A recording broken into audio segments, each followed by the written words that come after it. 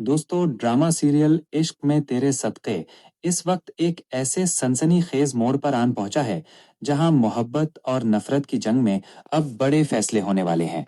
अगर आप भी जानना चाहते हैं कि अगली किस्त यानी एपिसोड 18 में क्या होने वाला है, तो हमारी ये खास प्रेडिक्शन गौर से सुने, क्योंकि कहानी अब एक नया रुख लेने वाली है। पिछली किस्त में हमने देखा कि सालार और नूर के दरमियान कुर्बतें बढ़ रही हैं। सालार का नूर को अपने हाथों से केक खिलाना और उसकी तस्वीर लेना इस बात का सबूत है कि सालार के दिल में नूर के लिए मोहब्बत के जज्बात जाग चुके हैं। लेकिन असल कहानी अब शुरू होगी। एपिसोड 18 में आप देखेंगे कि फरीहा और महवेश, जो पहले ही नूर को एक नौकरानी की तरह ट्रीट करती हैं, जब वो सालार और नूर की इस बढ़ती हुई नजदीकी को देखेंगी तो उनके हसद की आग मजीद भड़क उठेगी। फरीहा अब हाथ पर हाथ धरे नहीं बैठेगी और वो सालार और नूर के दरमियान गलत फहमियों पैदा करने के लिए कोई बड़ी चाल चलेगी। दूसरी तरफ मुक्तदर शाही खानदान में हलचल मचने वाली है।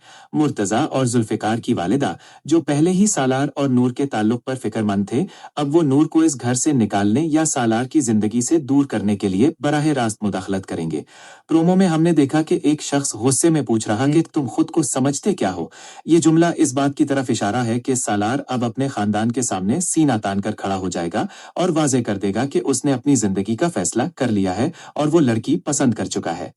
सबसे बड़ा ट्विस्ट तब आएगा जब सालार की साबिका बीवी की मुदाखलत मजीद बढ़ेगी।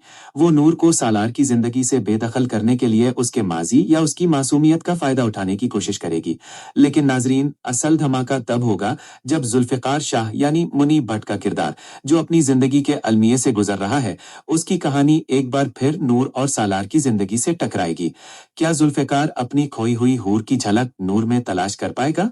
एपिसोड 18 में सालार और नूर की मोहब्बत को पहला बड़ा धचका लगने वाला है, क्योंकि फरीहा की फोन कॉल्स और साजिशें रंग लाना शुरू कर देंगी, जिससे सालार और नूर के इस खूबसूरत रिश्ते में शक की दीवार खड़ी हो सकती है।